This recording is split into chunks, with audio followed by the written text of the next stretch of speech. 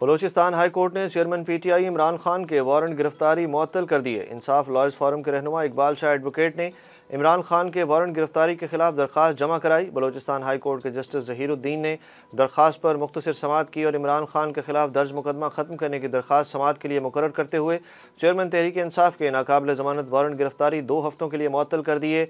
अदालत ने केस की समाअत 2 हफ्तों के लिए मुअत्तल करते हुए फरीकैन को नोटिस जारी कर दिए, जबकि कोयटा की अदालत की जानिब से इमरान खान के नाकाबिल ज़मानत वारंट गिरफ्तारी की तामील के लिए कोयटा पुलिस आज लाहौर पहुंची थी। इमरान खान की मुमकिन गिरफ्तारी के पेश नज़र जनूबी पंजाब और खैबर पख्तूनख्वा से कारकुनों को बुला लिया गया। ज़राए के मुताबिक 5000 पार्टी कारकुन जमान पाक के बाहर हर वक्त मौजूद रहेंगे। गिरफ्तारी के खदशे के पेश नज़र मुतबादिल पार्टी क़यादत के मामलात भी तय पा गए। इमरान खान की गिरफ्तारी की सूरत में शाह महमूद कुरैशी फैसले करने में बाइख्तियार होंगे। पार्टी ज़राए के मुताबिक अगले हफ्ते से इंतखाबी जलसे शुरू करने की भी मंजूरी दे दी गई। मुसर्रत जमशेद चीमा का कहना है कि पार्टी की मफाहमती कमेटी उम्मीदवारों के दरमियान मफाहमत पैदा करेगी। जमान पाक में मजीद कैंप लगाने का भी फैसला कर लिया गया। पंजाब और खैबर पख्तूनख्वा में इंतखाबात के मामले पर इलेक्शन कमीशन में अहम इजलास। इलेक्शन कमीशन ने सूबाई असम्बलियों के इंतखाबात के लिए 3.5 लाख इजाफी नफरी मांग ली।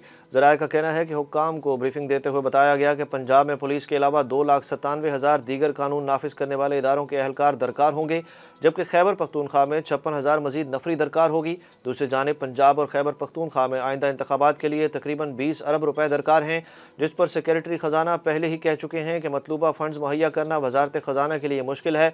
ज़राए का कहना है कि इलेक्शन कमीशन ने रिटर्निंग अफसरान ब्यूरोक्रेसी से लेने का फैसला कर लिया, जबकि रिटर्निंग अफसरान और डिस्ट्रिक्ट रिटर्निंग अफसरान की तकर्री का आज आखिरी रोज़ है। सक्खर की मकामी अदालत ने इदारों की तज़हीक और आवाम को उकसाने के इल्ज़ाम पर मरीम नवाज़ के खिलाफ दायर दरख्वास्त नाकाबिल समाअत करार देकर मुस्तरद कर दी।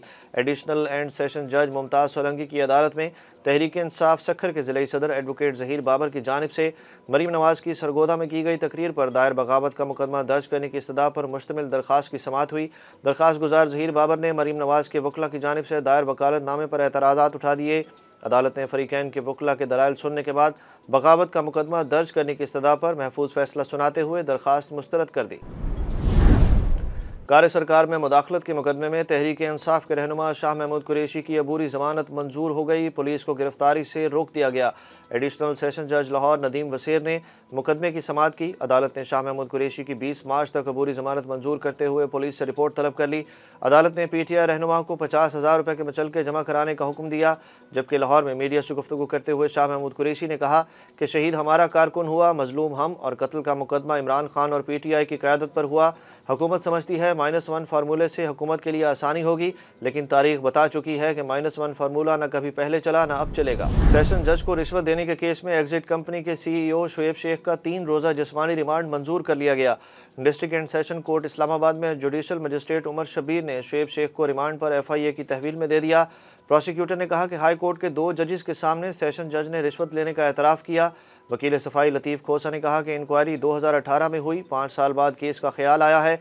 ज़बानी कलामी एतराफ़ी बयान नहीं माना जा सकता।